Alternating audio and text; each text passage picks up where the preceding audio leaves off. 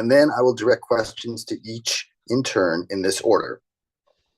Dr. Danielle Fallon is the James W. Curran Dean of Public Health at the Rollins School of Public Health.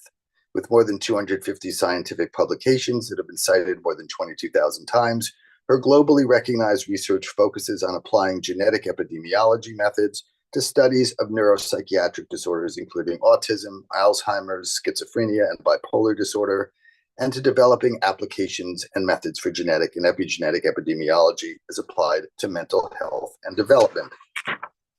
Dr. Hilary Godwin is Dean of the UW School of Public Health and professor in the Department of Environmental and Occupational Health Sciences. She's best known for her interdisciplinary work elucidating the mechanisms of lead poisoning and the impacts of nanoparticles on ecosystems and human health.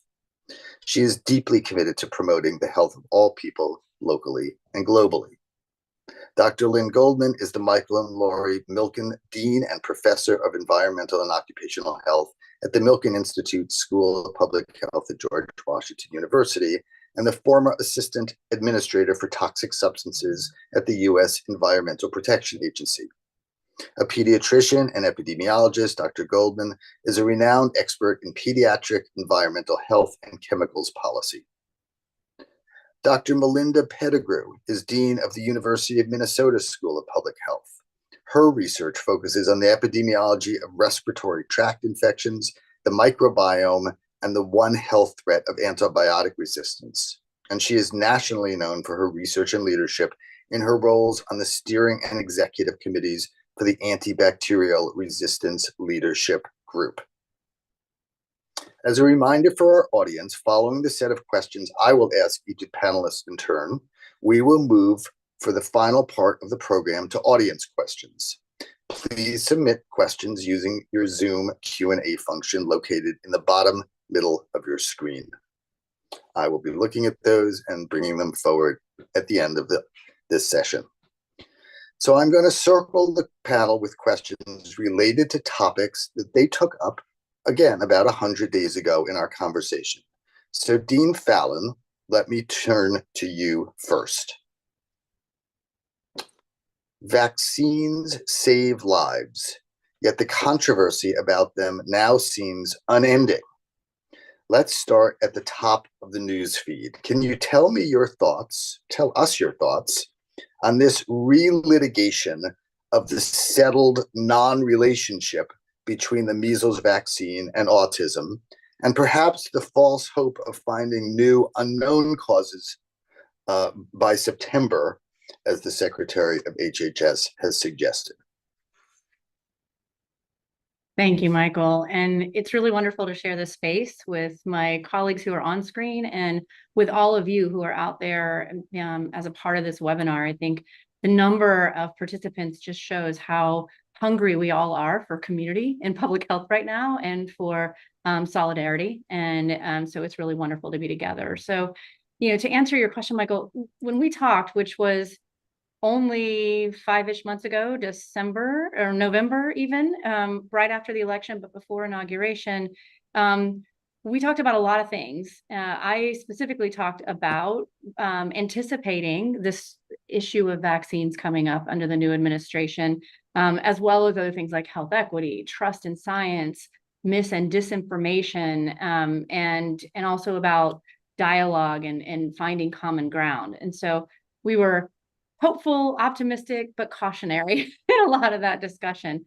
And to your specific question, one of the things that's come up right away, which is in my area of expertise in autism epidemiology, is illustrative of all of those things.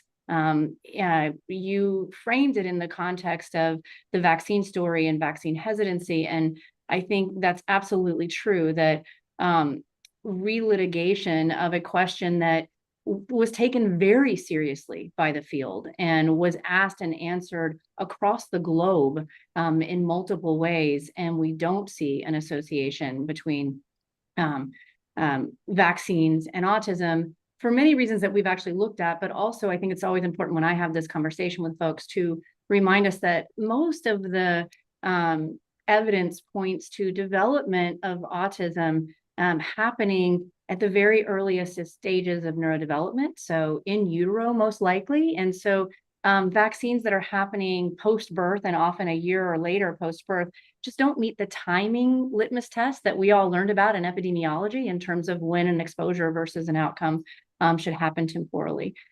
So that has re-amplified this vaccine hesitancy. And we all know you don't have to have a concrete finding to cause problems in terms of our vaccination rates. Just the mere question can lead to vaccine hesitancy, which has all kinds of terrible consequences. And it's such a success story. That's what I talked about in December or in November, the success story of vaccinations in this country and across the globe. And so it's really disheartening to see that. And unfortunately, we're seeing it in full relief. We've seen actual deaths from preventable disease, vaccine preventable disease in our country just as we speak or in the past several months. So that's been a real disappointment. But it also touches on some of these other things that we talked about: mis and disinformation, amplifying unproven and potentially harmful strategies is a challenge. Trust in science. You mentioned, this promise to have an answer to the cause of autism within 4 months. And I think when we're all trying to build trust in science and trust in researchers, which most polls would say people do actually trust us as researchers, if we then said that we can promise an answer to a really complicated question in 4 months, when we don't deliver or we deliver something that is not rigorous, that's going to further degrade trust. And so it's a really concerning promise to have made. And I and many of you have probably spent a lot of time talking about what does, careful, not slow, but careful and rigorous science look like. And then the last thing that this autism thing has brought up for me, well, there's many things, but one that I wanted to mention is it's also a good example of the university government partnerships. A lot of what's happened in these 100 days has been about the relationship between research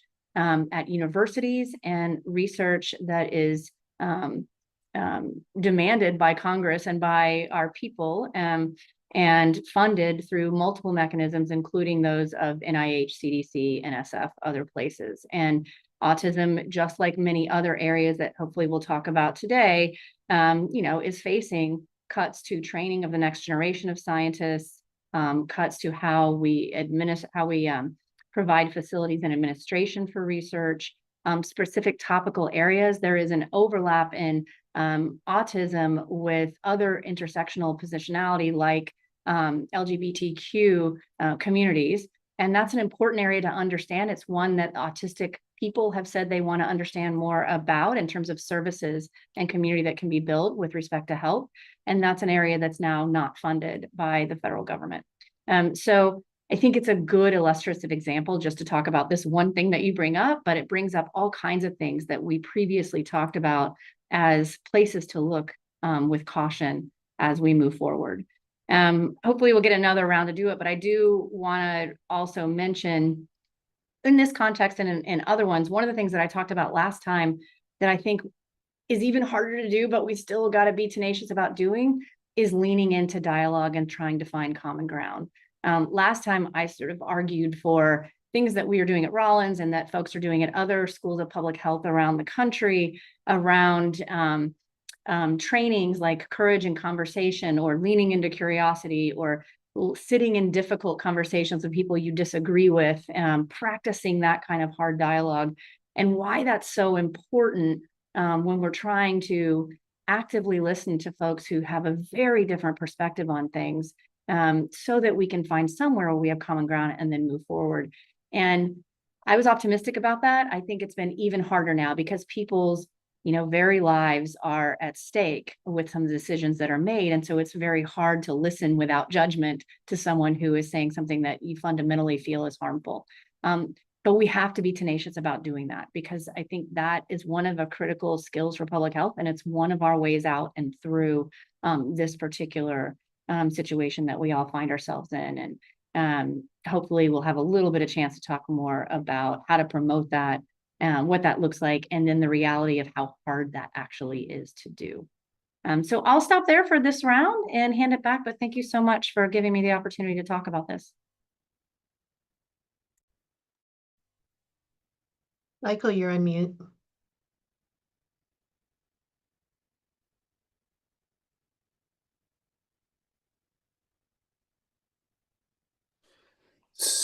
So let me just come back to a couple of things that you said, talking about common ground, talking about the partnership with the government.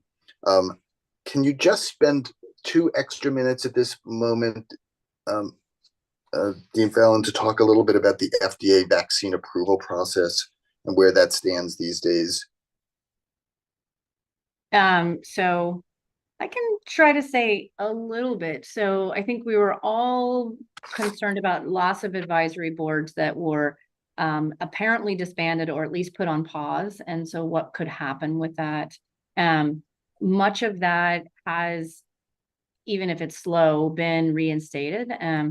And I think the other thing that is concerning that we have to think about is what will the level of evidence requirements be? And so we're paying attention to how that looks. And usually advisory boards are helpful in shaping that into a reasonable way. The other thing with vaccine approvals, not so much with vaccine approvals, but with continuing to motivate companies to produce vaccines at scale that we will need, requires a level of government support oversight for vaccine harms. And so we've had a separate system for managing that, because we want to make sure that pharmaceutical companies don't get out of the vaccine game due to, lawsuits and things like that. So we've had this system that is really a rigorous way to manage when folks are reporting vaccine harms. Many of us worry what happens to that system, because if we lose the ability to kind of work with government and pharmaceutical companies, we might lose their willingness to continue to produce some of these things at scale. So I don't know if that's what you were also getting at, but yeah. Yeah, I just wanted to touch on that. Great, thanks, Dean Fallon. So thanks again for being here. So Dean Godwin, about 6 months ago on this line, you reminded us of the changes that were coming with the Project 2025 agenda. And one of the things we talked about was that there was going to be a government restructuring. And we have now seen the start of a massive government restructuring, or an ungoverning, as some have called it. And there have been targeted cuts to agencies that work in public health, obviously. So can you tell us about what you see that's left of the public health workforce, the risk of further cuts, and the loss of the expertise that all of this represents? Yeah, thanks, Michael. I do want to start by honoring the important work and tireless dedication of our partners in the federal government. Many of those folks have lost their jobs in the last 100 days. And even those who haven't lost their jobs, many have seen their autonomy challenged and their ability to get their work done impaired. And that's work that we all know is essential to fostering healthy and productive lives for people worldwide. So just think worth acknowledging that they're bearing the burden of these impacts, which will then filter out to the rest of us. So the federal government expressed its intent to shrink the Health and Human Services workforce by about 25%. So that's about 20,000 people losing their jobs.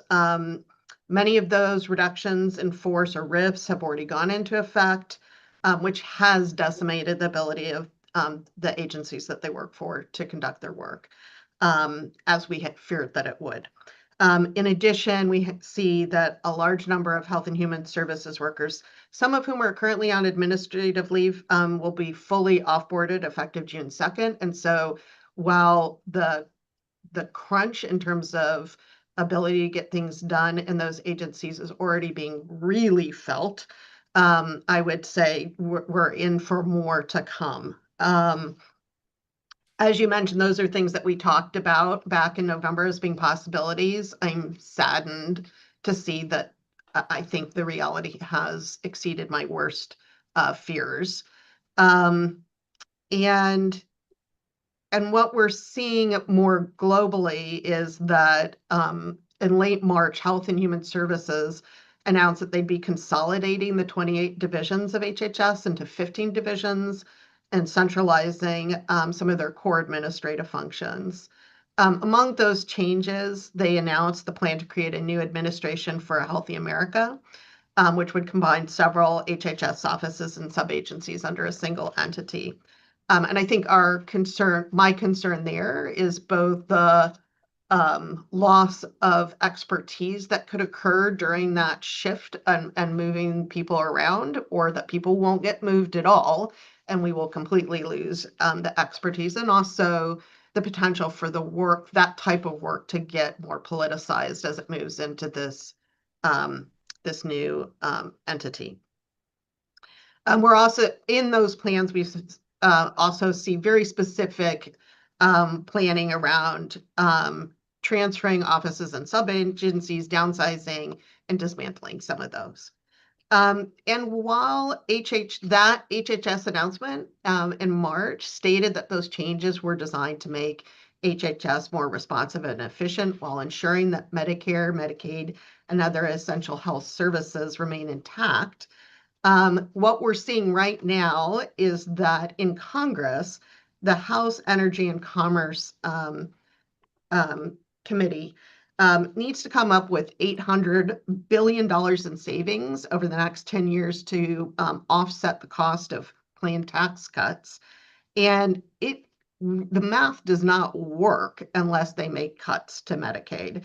And so we're seeing that being actively played out right now in discussions in the House. And that's because Medicaid accounts for 93% of non-Medicare mandatory spending that's under the jurisdiction of that committee.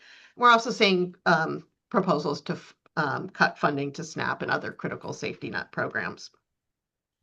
So these are all having profound impacts, not just on the federal workforce and the work that they do directly, but also on grants and programs that are run out of state and local health jurisdictions and grant programs in academia. So we've seen specific grants and programs being suspended or terminated. We're also seeing slowdowns in our ability to get funding because the federal staff have been laid off. And then finally, I think it's worth acknowledging that the remaining federal workforce, their capacity has been decreased substantially due to confusing and conflicting communications from the administration. And all of that has slowed down grant administrative processes and impaired communications between agencies and grantees, all of which have profound impacts on the work that we do across the entire public health system. Okay, thank you. Thank you very much, Dean Godwin. Let me, rather than ask you a second question, because we're already forming excellent questions in the chat, let's turn to Dean Goldman. So one of the agencies notably affected thus far has been the Environmental Protection Agency, which you know well. So where does environmental policy now stand, and what do you see as the present and future dangers? No, at this point in time, there already has been quite a bit of damage being done and threatened both to environmental health policy and science.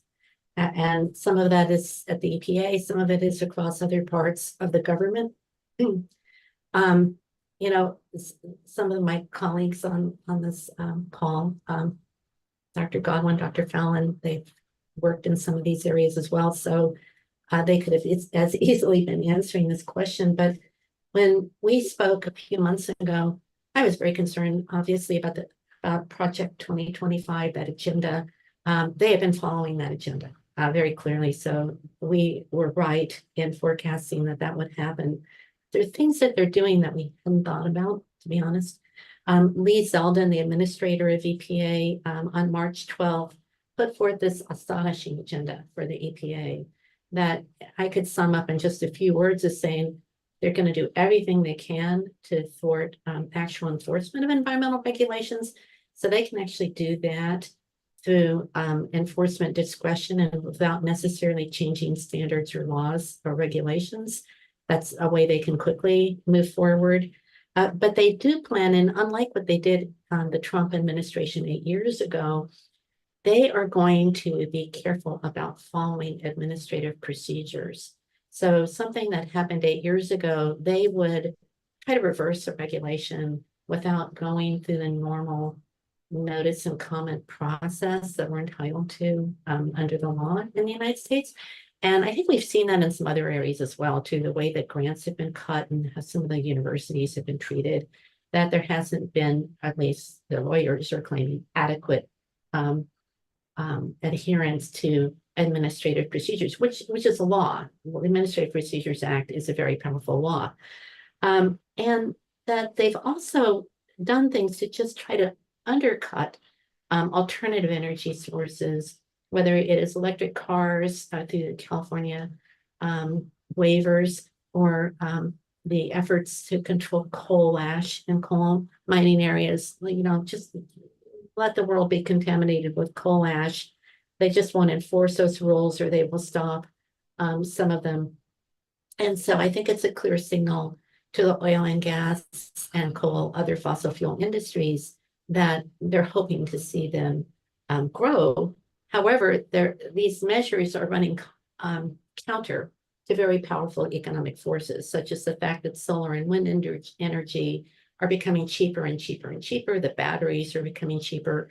And so there's still going to be a lot of incentive, for industry to move forward with greener energy, but they're doing everything they can to support this agenda. I think an interesting thing, when you hear about what's going on, for example, with vaccines, I mean, we know there are a lot of people in the country who have vaccine hesitancy, and that the president included in his campaign a lot of comment statements, about vaccines, but yet, and so there's a reason to say, well, many people in the electorate don't understand the issue the same way that public health understands it. I wouldn't say that about the environment. I don't think that people were voting for more air pollution. I think that people have been showing their preference for cleaner fuels and a cleaner environment, a support at all kinds of levels for that kind of thing. The other thing that they're doing is that they're cutting back on access to information.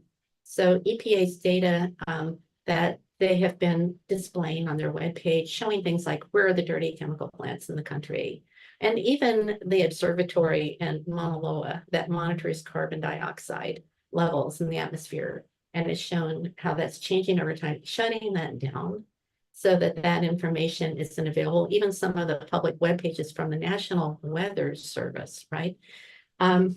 The research that we've seen impacted so far has been all of EPA's grants having to do with environmental justice, but also health of children. So here you're talking about something that I as a pediatrician care about a lot. So canceling those grants are no longer an industry, an agency priority. Again, I can't believe that there's an upswelling of public opinion that we're not worried about children, right? There is also an issue about the intersection of the different agencies that impact on the health of the environment. So some of them are actually in Health and Human Services, like the ATSDR, which has been in the CDC, and even NIOSH, which does occupational safety and health. And Hillary mentioned the reorganizations that are happening in the government. Those agencies are being stripped down and moved into the Make America Healthy agency, and it's not at all clear how they will function or how they will be effective there. The CDC's childhood lead poisoning program has been eliminated completely. And so when we have lead now emerging as a problem across our country in various communities, there are no people from the CDC to go and help state and local people with that. And at the same time, we've decided that it's okay to eliminate the new EPA rule on lead in drinking water. And that's something that the EPA has been working on actually for many, many years. And it's really important. It has to do with those lead contaminated pipes that led to the problem in Michigan, and it's going to continue to be a problem across the country. Right now, there's a a lot that's going on the air pollution front, with trying to block a number of air pollution rules that the Biden administration put out, trying to block rules about methane, which is actually a greenhouse gas. Again, blocking the California exemption that allows California to push for electrification of motor vehicle fleets.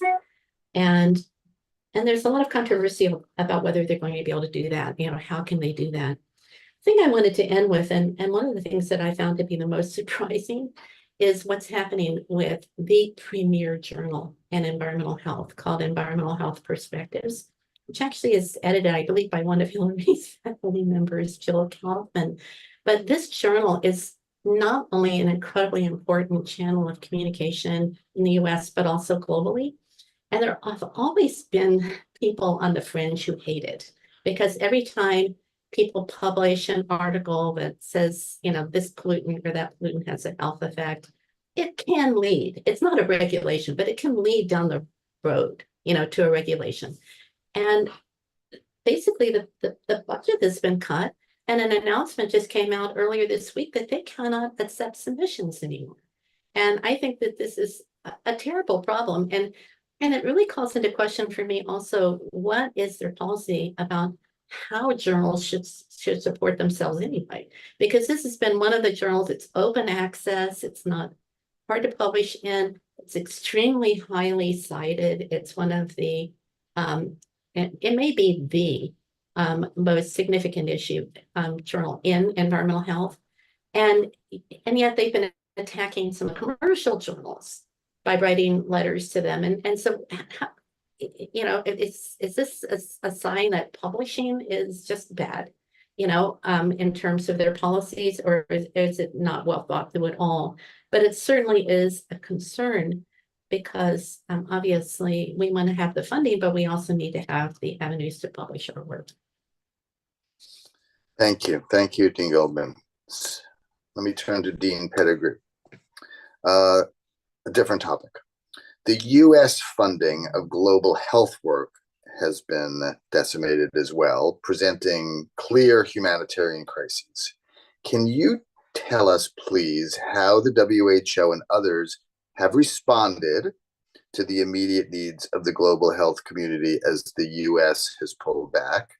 And could you also walk us through some of those international changes that may be putting Americans at risk for infectious disease now?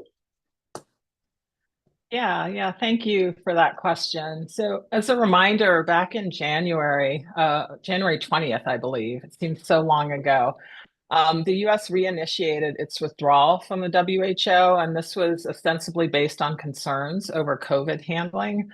And there are 194 member nations, and the United States is historically the largest donor to the WHO, and estimates vary, but play a key role. And so the WHO plays a key role in global surveillance for infectious diseases and non-communicable diseases. They are the central coordinating body for the global health responses. They handle vaccine distribution, pandemic response. And so without the US's financial and political support, the WHO's capacity to respond to health crises is likely to be significantly diminished. There have been other major cuts and disruptions, significant cuts to USAID that I think folks have heard about. There are also concerns about PEPFAR funding, among others. So in terms of thinking of the impacts, there are a range. You asked Danny a bit earlier about vaccines and vaccine policy.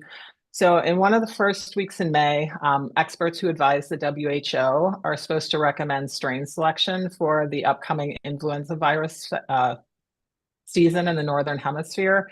And so the decision on which strains to recommend for the vaccines is normally made by 7 WHO influenza collaborating centers, 4 key regulatory laboratories. And normally the CDC and the FDA would be there at the table, and they would help decide which strains go into the vaccine. So it's really not clear what involvement the US is going to have with that now.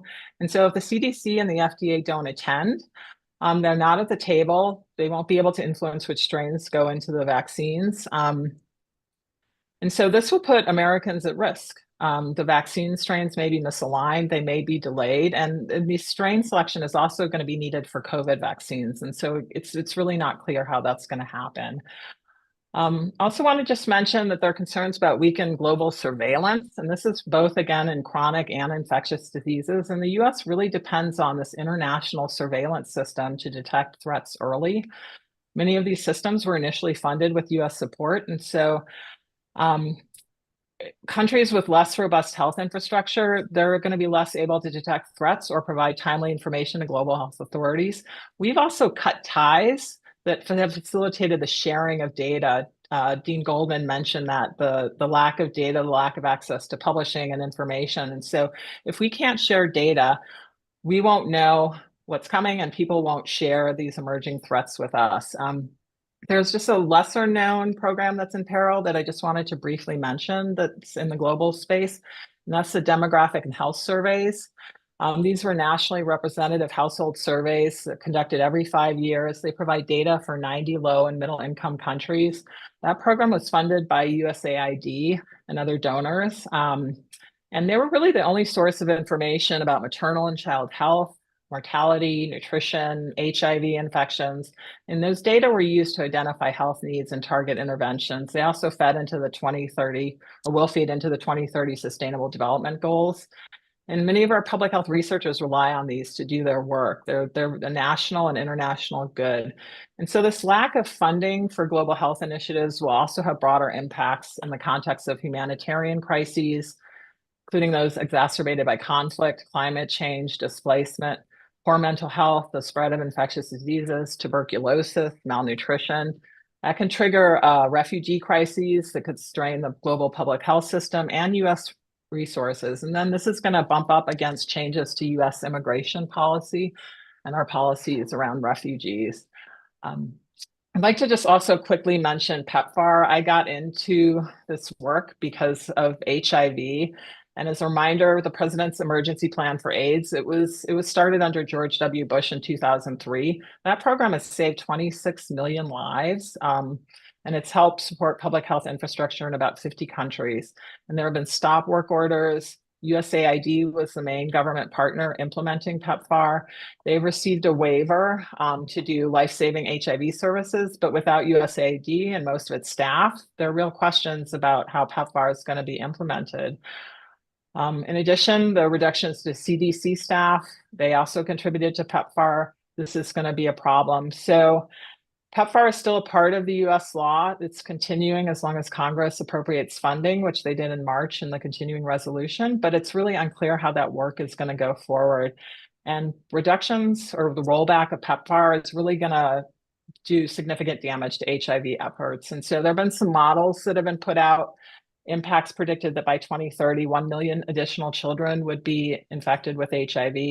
500,000 additional children die of AIDS, and 2.8 million additional HIV orphans. So this is a real moral, practical dilemma. And public health is about relationships. It's about trust. These programs took decades to develop. And once they're destroyed, they can't easily be replaced. And I just also want to remember how interconnected things are, health funding, health infrastructure.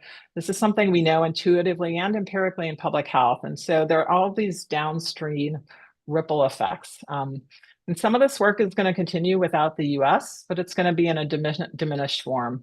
So the Global Pandemic Treaty was finalized in April without the US's involvement. So that's going to impact access to data, pathogen access, and benefit sharing.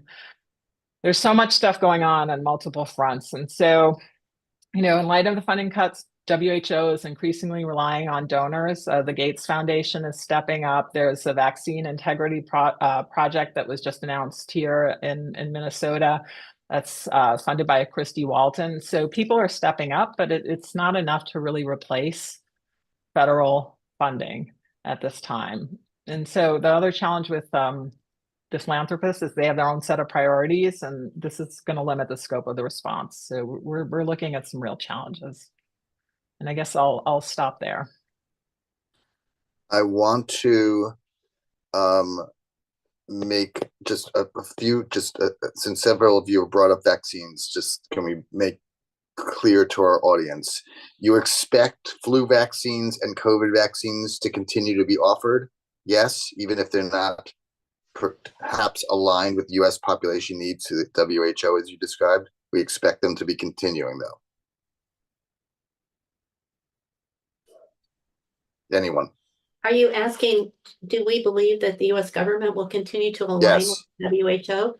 No, don't- no. Do we think that there would be some reason to think that vaccines are going to disappear and be unavailable to the population in the next year? I don't see that, but what I do see is an erosion in, for example, will we adhere to the WHO recommendations, yes or no? Because we're not a part of developing them.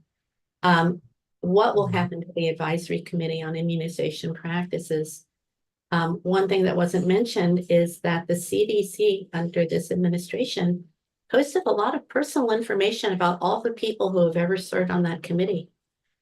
Basically, the information that comes out of their conflict of interest reports. And they did it in a way that invited doxing and a lot of harassment of some of those people. And so I don't see, and just as at the EPA, a lot of science advisory committee members are being fired and replaced. People are being put in these advisory committees who are not necessarily, even in favor of or understanding of the science behind and the epidemiology behind vaccinations. So I think we'll have a free market where the companies will make these, they'll be available, and we'll have some way of communicating what needs to be done to clinicians. But it's definitely going to break down the standards of practice that we have now. If we have the ACIP, for example, no longer providing clear guidance. Do we expect a new policy on requiring placebo testing of new vaccines? Is that going to happen, and is that going to have effects for new vaccines on the use of vaccination? Well, I would say RFK said that. I'm not sure you can get that through an IRB, but I guess they could try to dramatically change who serves on IRBs or something like that. Our IRB would never allow it.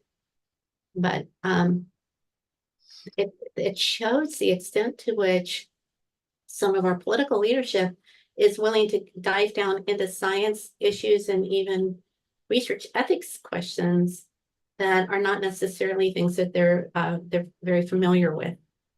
So we're going to come around to some positive things. I know this is a tough conversation for people to listen to because there's a lot of negativity. So I think we're going to lay out sort of the broad issues and then introduce maybe some positive spins on these first 100 days for those of you who are listening. But just to keep moving us through the sort of things that have happened in these first 100 days. Again, thanks, Dean Pettigrew. So let me turn back to Dean Fallon again. Talk a little bit about the importance of health equity as the centerpiece of public health as we understand it, and how the unequal distribution of care and benefits remains problematic for all Americans, and how health equity speaks to that. Could you start us on that, Dean Fallon? Sure. And I'm going to answer this by just starting with a little bit of context that I think is relevant to everything that we've heard. Because like you said, we're hearing a lot of really heavy things. And so I think for all of us, it's what do we do? How do we move forward in this moment? And, we could spend time talking about what are the areas of opportunity. I talked about dialogue. There are certainly many places where we hopefully can find alignment with Make America Healthy or some of the other initiatives of the current administration, and we should do that. There are also places where there are things in jeopardy, like you've heard, whether it's HIV or vaccines or climate and many others, where that may not fall into where we can find common ground with the current administration, but it's so critical to the public's health that we as a community have to figure out how to fill those gaps. So you heard about that happening in the kind of vaccine world. You will hear about and hopefully are a part of that happening in many other areas of HIV surveillance or maternal and child health work. Those kinds of things we will need to fill those gaps with limited resources that are different than the government resources that were available. We also need to figure out how to protect our own mental health in this time. That's another thing that we could talk about. But to answer your question, where all that leads in context is, I think we have to get back to anchoring in our purpose. Why did each of you on this call, not just my peers that we're talking to, but each one of you who's listening today because you care about public health, what was it that drew you to this field? What is it about public health that is so meaningful, that created such passion in you? And I think whatever that story is for you, I bet at some point it's anchored in a concept of health equity. The whole idea of health and public health is to have access and the opportunity health for everyone. And yes, that means when we learned, epidemiology 101, that means meeting people where they are, addressing both infectious and non-communicable diseases in communities that are being affected by those things. So if it's respiratory illness amongst people working in coal mines, then we focus on the folks working in coal mines to address that issue. If it's impacts that's happening in communities of men who have sex with men, then we work with those communities to help alleviate that particular issue at the time. Over and over, we can think about the who, what, and where of public health is a health equity question. And so I say this to say we are hearing, sort of attacks on quote DEI that are then bleeding over for some into these concepts of health equity. And I think we have to stand our ground. This is a really important area. There is no separating health equity from public health.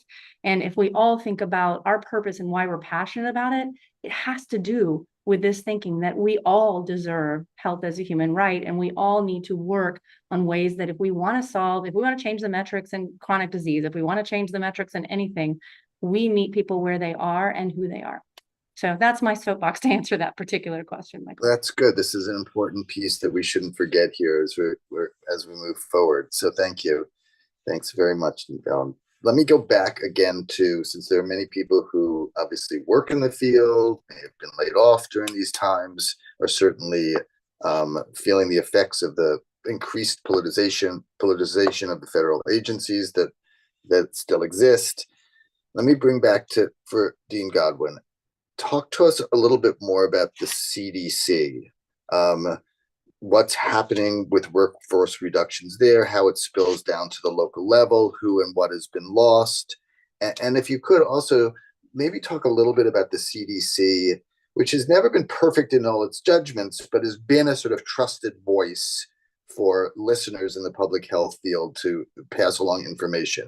How do we judge things with the changes that might be happening in the CDC? And could the CDC, are you worried in any way that the CDC becomes a sort of an additional force for disinformation?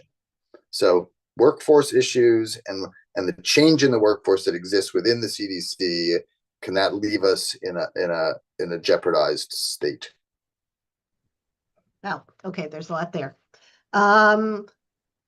And I could go to a lot of different places. I will start with the area that I know best, coming from environmental health and safety, which are the cuts to NIOSH, which is our National Institute for Occupational Safety and Health, which Lynn referred to, not because it's the most important, but just because I think it's a good example of what we're seeing.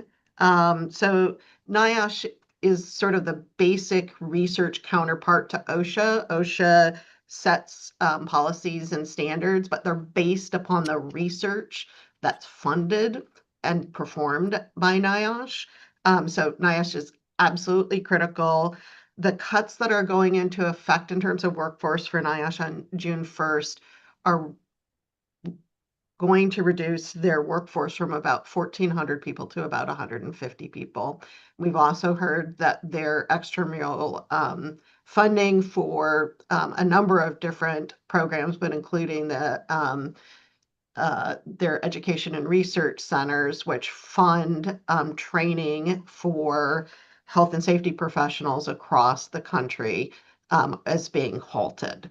So I'm trying to dig deep in here to find in response to what are we going to do that's positive in response to this? Because it's devastating, and it's devastating because while industrial hygiene has really well-paying jobs, part of the way that we've been able to recruit really fantastic people into that field, which is absolutely essential to healthy workplaces, is because we have had great support for training for those folks through the ERCs. So we're struggling with trying to figure out how to deal with that. I would say Washington State, man, are we blessed because we have funding from our state legislature, which hopefully will stay, that also helps to support those research and training activities and essential services in environmental and occupational health and safety. But we're going to have to figure out how to do that with a much reduced budget and still meet the needs of our state. So we're struggling. We're trying to figure out what that might look like. I met with an amazing group of faculty from our school yesterday who are deeply committed to healthy workers and healthy workplaces to talk about, are there opportunities to partner in new ways with the private sector?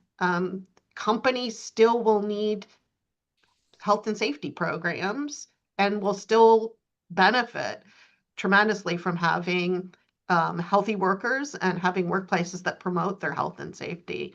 And so how might we pivot to try and working more directly with that private sector in the years to come in a way that will provide continuity in terms of both the knowledge base, but also the people who are needed to support that industry. So those are hard conversations and require, at a time when people are feeling pretty demoralized and pretty downtrodden, require us to pivot to a more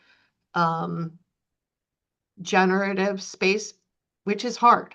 It's just hard right now to pivot to that space. So that's one side. The other side of it is, I think what I'm seeing is the time that we set aside for those generative activities to say, at some, like, we are facing this unprecedented turmoil and change and tumult in our profession. What are we going to do as agents of positive change to create the healthy future that we want to see despite all of that? Stepping into that more generative space is something that allows us to create a little sphere of joy in what is otherwise a pretty challenging time. So it's not like I don't have a great overall solution. I know there's another part to your question, Michael, which I've not forgotten. So No, that's great. No, that's very helpful, Hillary. Thanks so much. I heard somebody tell me the other day that we have an unprecedented use of the word unprecedented these days. So it feels each of these is a brand new topic. And so again, I'm sort of covering the field from topics that we discussed a bit ago. There are excellent questions. I will get to many of them and consolidate them. So hang on, audience. We're coming to your questions as well. But let me turn now again to Dean Goldman, please. A different topic. So since the Dobbs decision, reproductive issues seem to have been overshadowed by this onslaught of all of these other things that we've been talking about here today. But mifepristone remains in the news and in the courts, as does the care of pregnant women. The Braidwood case involves contraception as well. So where are we in reproductive health at the moment? I think we're in a similar place to where we were before, except there's the possibility and actually the reality that the administration can pivot. Some of the cases that have been in the courts have been about Biden administration legal interpretations that Trump has just been able to change overnight. How do you define gender discrimination? Does that include discrimination against trans people? Under Biden, it did. There was litigation about that, but now under Trump, it doesn't. So the litigation is moot, right? And actually, even Braidwood, which was brought by this Catholic healthcare organization that objected to having to cover PrEP under the Affordable Care Act rules, because it was recommended by the U.S. Prevention Services Task Force. And what they've tried to do is say that the task force itself is not constitutional, because these are executive branch appointed officers. And it seemed, well, one, the Trump administration actually defended against Braidwood, and no one was sure that they were going to do that. And we think it's because they do value keeping power within the executive branch.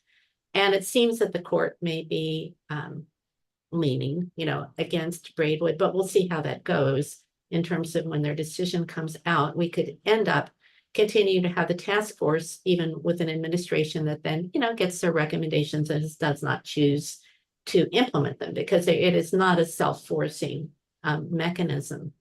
I mean, I would say, Michael, in terms of the other issues, a way to think about it, I served in the Clinton administration, and Vice President Gore set us all to the job of reinventing government, trying to fix bad government regulations. And the status quo prior to January was not perfect by any stretch of the imagination. I mean, a lot of when I was there, fixed the asbestos rules, where there were 3 different sets of rules that OSHA, EPA had, and they were a mess. They were just a mess. And we were able to make them much more performance-based. And we improved things a lot in terms of the cost of compliance with these rules, and actually doing a better job protecting people. But the approach that's being taken now, which is not an intelligent approach, they're not digging into all the rules and trying to fix them, but there will be an opportunity because, problems like toxic chemicals and pathogens and, all of the things that we've been talking about don't go away just because a lot of people at CDC and EPA are fired. The problems remain, and there will be a need to rebuild. And I'm thinking that maybe, us academics, schools of public health, others, that we could be engaged in a process for being very thoughtful about, as these functions are rebuilt, can we be smarter about how we do it? Can we do it better? Because it has been frustrating for me over the years, and we defend, the NIOSH and the NIOSH ERCs and the whole relationship there between EPA and ATSDR and NIEHS and all these different environmental agencies and the 4 food safety agencies and all of that. But no one would have designed it that way in the first place. And, maybe we could have a role, and, when there's the opportunity to bring back public health protection in a stronger way to do it better, and ways that are maybe even less burdensome for people. I mean, because there's a lot of unnecessary burden because of all of the duplication of efforts across the government. I know that's not immediately helpful.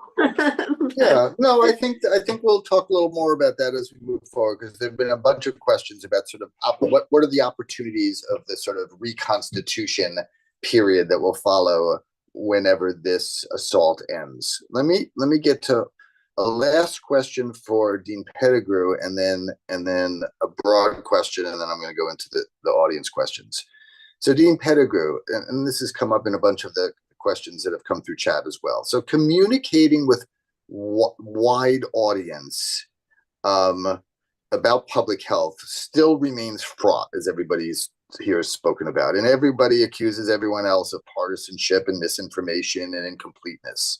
So is consensus possible anymore? Are there better ways for public health officials or academics to inform, explain, share expertise, offer advice? Can you talk a little bit about possible consensus? Is there hope there among all our opportunities at the moment? Yeah, that's a great question. And so one of the challenges that's been alluded to is that we're not reading the same things. We are not communicating in the same spaces. There was a really interesting paper that was just published this week in Science, and it looked at citations among Democratic and Republican committees between 1995 and 2020 or so.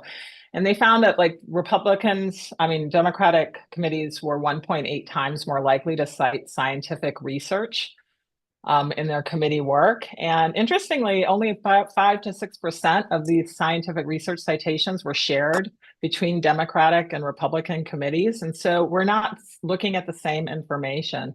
And so then there's a question of, we're getting our information from different sources, and then there's a trust issue. People need to trust the information that they're getting. And I think Danny mentioned the CDC, or perhaps somebody else did earlier. And so the majority of people trust the CDC. That was also broken down on partisan lines.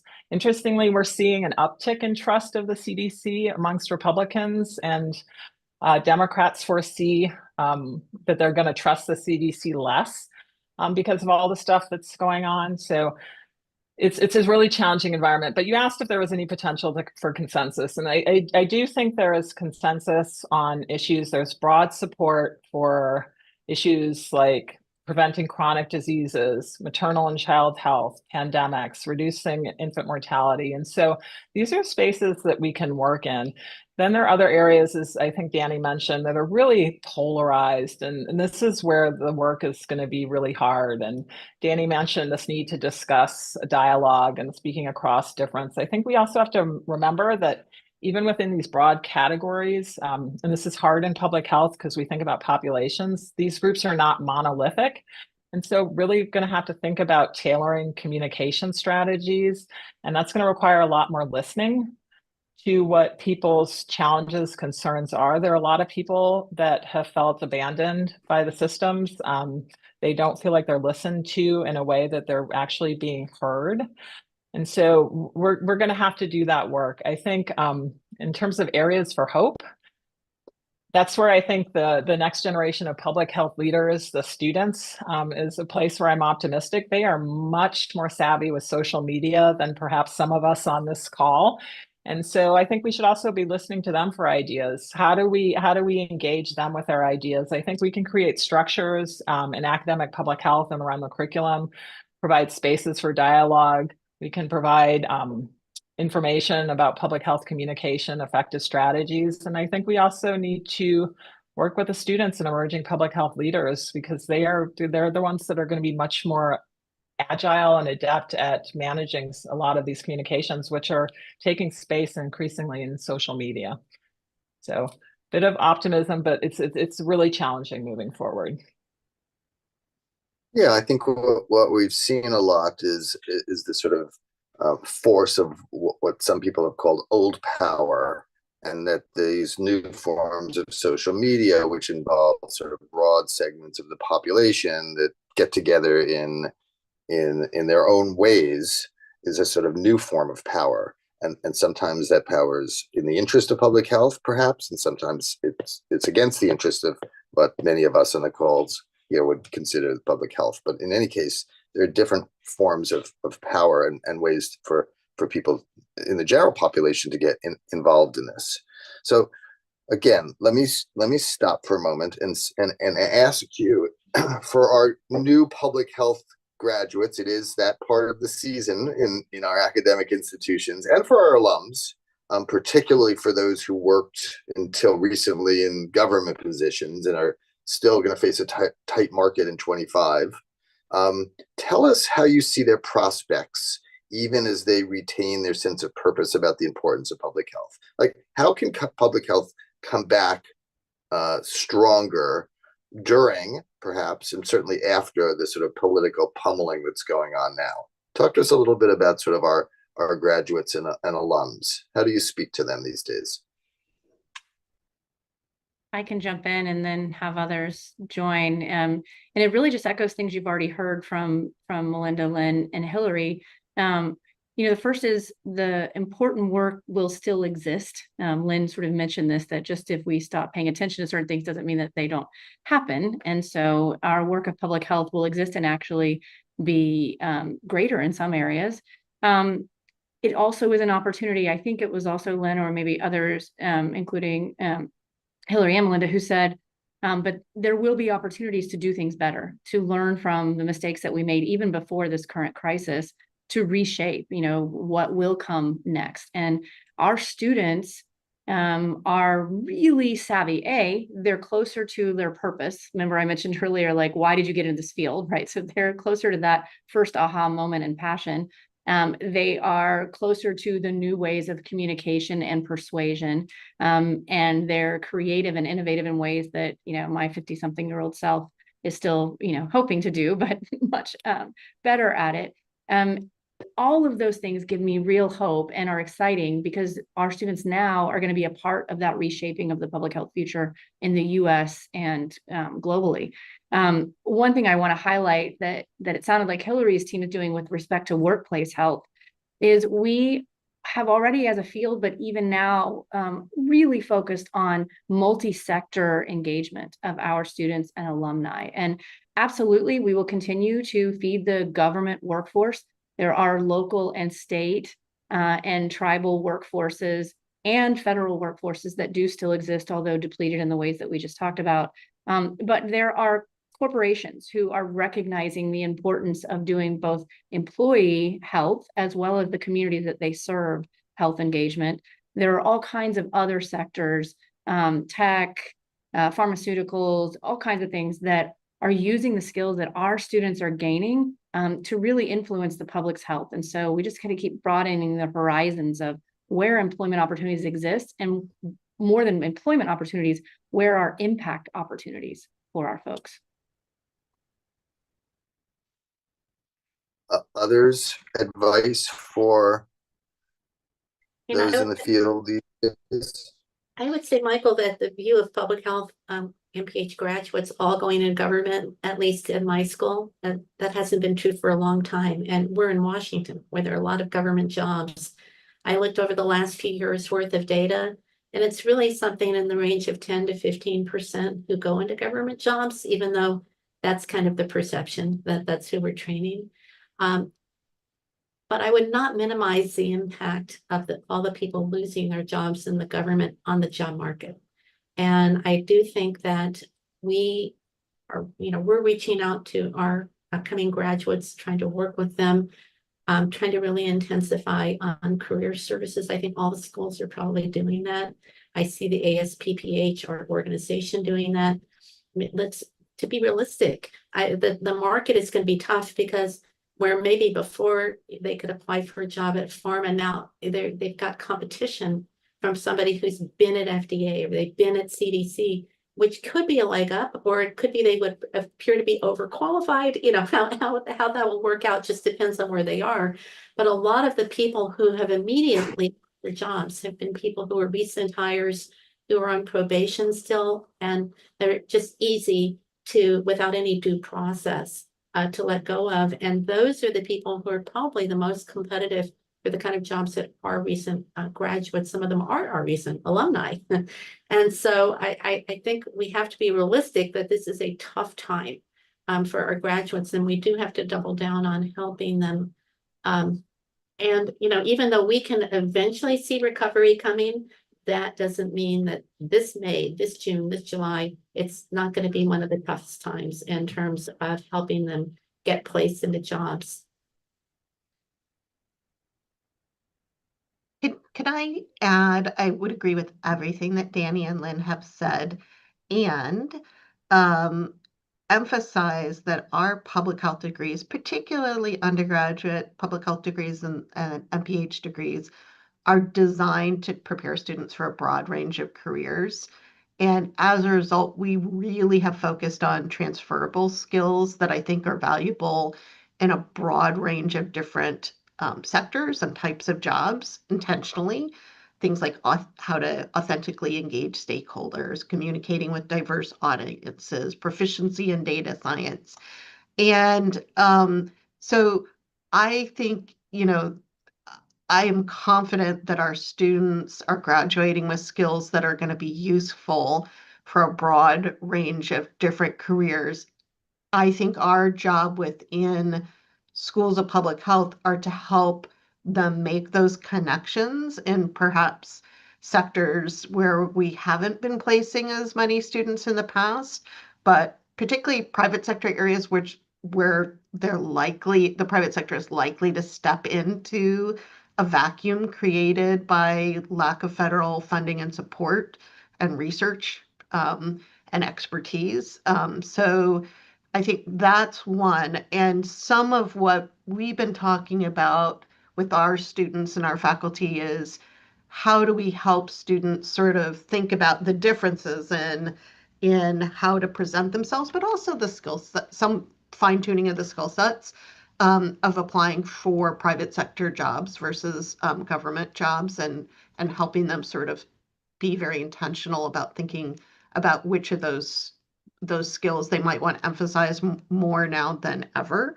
I also have been saying to students something that I think is worth sharing, which is that it's pretty unusual, even for us old timers, to be in the jobs that we were in when we first graduated with our degrees. And so while they may have dreamt of working for the CDC, that they could also view their first job out of their degree, or first couple of jobs, as a continuation of their training. Many of us learn some of our most useful skills on the job, and be thinking strategically about what will be needed in terms of expertise to rebuild the new public health system that is going to have to emerge, right? It's not going to happen, as Lynn said, in the fall. I think it's a ways off, but that also the expertise that they might bring from the private sector in terms of focus on agility and innovation and technological expertise, those are things that will make for a much stronger public health system when we're ready for them to rebuild it, than what we have right now. I would never have chosen this pathway towards that stronger system, but we will need them when we get to that point. So let me push the group a little bit. So where do you see the private sector stepping in to the holes that are left behind in the short run? Will there be a job compensation or substitution in the private sector? Where do you see it? I think they've always been eager to hire many of our graduates, and for the very reasons that Hillary mentioned, not only that we teach them excellent skills in data sciences and communications and management, the kinds of things that are transferable in a lot of health and healthcare situations. I don't see them necessarily, expanding those, but I do think that we're seeing, across the country, a transition in terms of the aging of the baby boomer generation and openings in the job market that are a consequence of that. So, and even many millennials starting to retire, which is amazing. So I think that there are jobs, because our students have been getting these jobs, but as I said before, I think there will be more competition, and there might be a need for them to be more creative, broader. For example, in government jobs that are not public health, but there are many government jobs that are adjacent to public health that people with public health degrees can be very effective in doing. And so, we're going to do our best to provide the support, but as Hillary said, eventually down the line, we're going to be hoping that they will find that they have mobility, and maybe if that first job isn't exactly the job that they wanted, that they will have mobility into the next position. I can give you This is some so, specific examples, Michael, of ones that readily come to mind for me. So one is, and I think this is exactly what some members of the administration say they don't want, but I think that we will probably see, due to the degradation of federal research funding for clinical trials, I think we will likely see some of that work shifting more to the private sector and to pharma that has been conducted for good reasons in academic settings. And so they are going to need the kind of expertise that our biostats and epi folks have in analyzing those data. So I think that's a really obvious one where that need is not going to go away. Another, to me, really obvious one is disaster resilience and response. The natural disasters are increasing in frequency. They're not going to go away just because of a lack of federal funding and support for that. And so that's going to create a vacuum, and there will be some private sector entity that will come in to fill that space. And our graduates are really well positioned to be helping to set up that new sector as it emerges. very helpful. That's great. Melinda, Danny, any other thoughts on jobs for the job listeners out there? Yeah, I mean, I agree with everything that's been said, and I don't know if this will happen, but I've been hearing lots more conversations about other degrees. And so if people can't go immediately into the workforce, they have these transferable skills. How could a public health degree be combined with something else? So talking about going to law school and having that public health lens with a law degree, additional education in medicine, those types of things. And so I don't know how much that will play out, but we're definitely having conversations about that. I do want to just to reiterate something Hillary said earlier, and I think we just really need to continue to communicate. When I listen to people talk about their career paths, it's never linear. So people move around. None of us thought we would be sitting in these roles, and the world is changing very fast now. And I think the pace of change is picking up. And so I do think that our students are very creative. And so they come up with these job categories that aren't even on my mind, like Instagram influencer and those types of things. And so I do think there'll be more work in the private sector and pharma, those types of things. I also think we're going to be seeing some really interesting new professions coming out just based on the passion and creativity of the students that we're training, and all the new tools that are at their disposal. That's great. A little generational positivity. We could use that here. So, the columnist David Brooks said, this administration has all the wrong answers to all the right questions.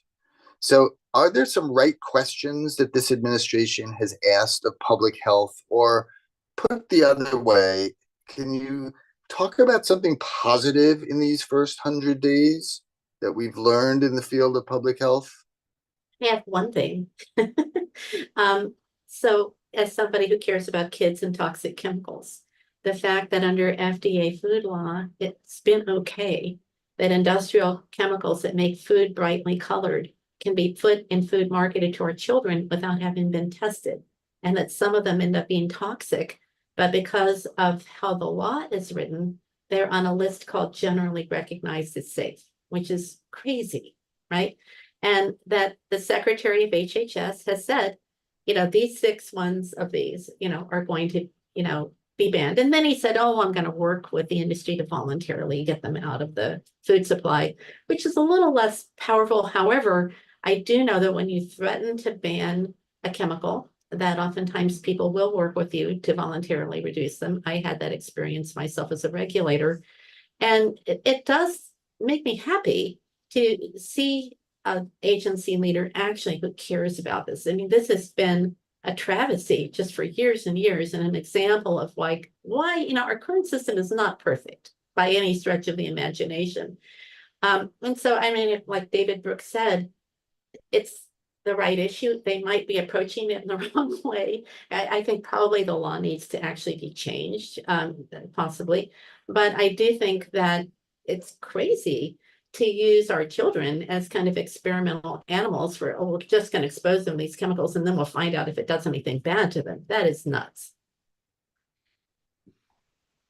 We co-hosted a Gallup poll back in December after the election, but before the inauguration, just to ask Americans across the country, like, what do you want this new administration to prioritize in health, right? And the top 3 were chronic disease, safe food and water, and access to healthcare, right? And those top 2, I think, are opportunities to align with what we're hearing. So in terms of asking the right questions. Now, the struggle is whether we're getting the right answers, right? But those questions do seem to be aligned deeply with what a general set of Americans think are important to pursue. And so I think it's back to this, leaning in dialogue. It is our responsibility to help figure out how to shape getting the right answers, because some of those questions are high priority questions for the general population. So I think that's good news. I think that's an opportunity. Yeah, people have noted, Danny, that your comment about sort of honoring the common ground idea for these difficult conversations is important. Are there strategies that any of you are using, either with contrary opinioned people or even within your worlds, that it might be closer to your opinions to manage these? What strategies are you using? So, so we had a series of trainings for our faculty, staff, and students here, and now have a kind of fellows program of ambassadors who then continue to do these trainings and support folks, and then some practice in small groups of doing this work. And one of the things that I think was cool about that, and that we could take further, which I guess to your point, I think, Michael, is these are hard. They're really hard because, like, you know, even as I'm talking to you all, I get fired up when I'm really frustrated with some place that isn't going the right direction, or I get really sad, or I get nervous, whatever those things are. And so one of the aspects of that training was about self-management, self-awareness, and regulation as you enter these difficult things. Because if we're not monitoring ourselves and sort of being able to show up in that difficulty, managing ourselves well, it's hard to then do a good job in that dialogue. And that's not usually part of those trainings, at least not a big part of those trainings, but that was really powerful for our teams to start with that and then move to the active listening and showing up with empathy and looking with curiosity to what you can do together, which are generally or more typically part of those kinds of trainings. And then the practice part, like, it's not enough to do a 90-minute training and feel like you're done, but you've got to figure out ways in which you practice this if we really want to do this work.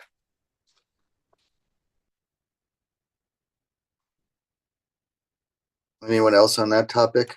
Otherwise, I'll keep going through some of the good chat questions. So one of the listeners thought that we were suggesting that public health was just another career path, and we should just be looking around for other careers, finding some other job. I don't think any of you quite meant that.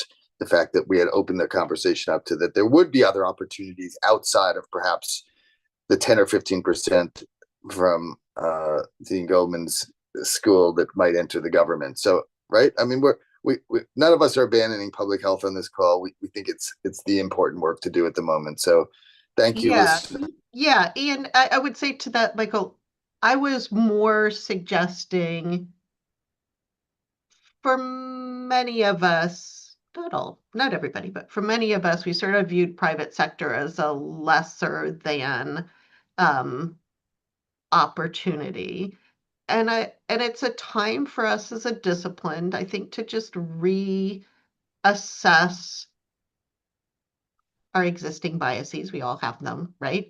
And to think about what are the opportunities by working in the private sector to have dramatic and positive impacts on people's health, to accomplish the kind of goals that we're all interested in, and also to gather some important skills that we haven't emphasized as much within the field of public health traditionally, and bring those back to our discipline to make our discipline stronger. So that was more what I was suggesting. Great. I just want to clarify that for the listeners. We are pro public health on this call. But talking about sort of teaching and new skills, and maybe these are old skills, but do we think that public health programs should be teaching political advocacy so that students are sort of politically engaged, able to defend and promote public health, savvy in that way? Is that something that is a new part of your curriculum, an old part, a part that's growing at this point? Shouldn't it be in the curriculum? How do you all think about teaching political advocacy per se? I mean, I would say for us, it's old, but it's not in our MPH core. It's not something that everybody learns. It is in the core of one of our departments, prevention and community health, and it kind of is part of the overall teachings that they do on communications, on marketing, on working with communities. And I would also say in health policy, we teach it, but in a different way. We teach about how the political system works, the role of advocacy in that. And to be honest, many of our faculty do work for hire that supports advocacy efforts, but it's generally like research that provides data that's useful, say, in the context of reproductive health or Medicaid cutbacks. How is that going to impact the health of people across the country? We do a lot of work like that, which is a little different than kind of like being the advocate, but it's advocacy adjacent work. that I think is kind of important for us to be doing. Yeah, I 100% agree with you, Lynn. I feel like that's part and parcel of what we have been teaching. But in the same sense that like I also feel like we've been teaching communicating to diverse audiences, and yet we're also in this moment saying, but are we reaching all of the diverse audiences, right? And so in the case of advocacy, I think my sense has been we have been trying to confer that skill, and we could be doing a better job in overall as a discipline of helping our students place that in a larger context of how to create societal change and the many different pathways for creating societal change so that they feel like they have a really robust toolbox and an understanding of which tools to use when. And I don't say that with a like, I've got it all figured out. I just feel like it's something that I keep coming back to over the last couple of months of I feel very challenged by the current circumstances of what is the appropriate response in the moment to many of the different things that we're experiencing. And I think we as a community would benefit from this broader discussion about what are some of the strategies we maybe don't use as commonly, but that we might pivot to in this moment. Yeah, I just feel like that's a rich conversation that I would love to be having as a public health community.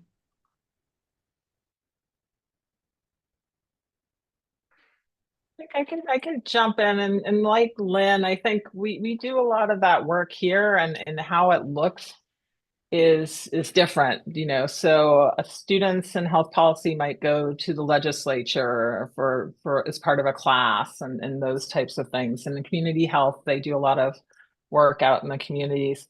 I think in getting to Hillary's point, what I'd love to think about more or figure is within this academic structure, one of the things I think we struggle with is we have a lot of, this is a professional degree, and a lot of the classes that we have are taught by academics who've been in academia for a very long time. And so really thinking about how we get more outside experts who are working in these spaces involved on a closer basis with our students and in our classes so that they can have these experiences. So it's not just being taught by the scholars, but people who are out there doing the work.